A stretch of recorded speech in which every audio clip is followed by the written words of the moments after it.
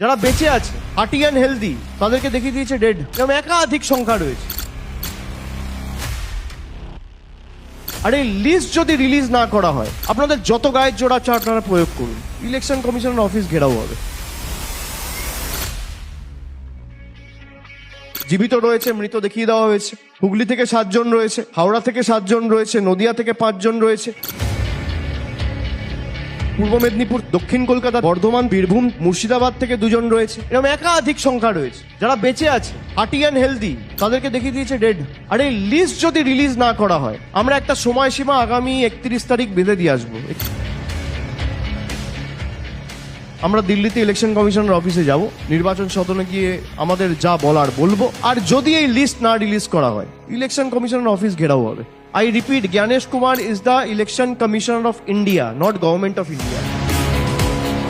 যদি ভাবে বিজেপির অঙ্গুলি হিলনে আমি যা ইচ্ছা তাই করব আর প্রশ্ন করার কেউ নেই, আপনাদের যত গায়ের জোড়া আছে আপনারা প্রয়োগ করুন। মানুষের হয়ে প্রশ্ন তো আমরা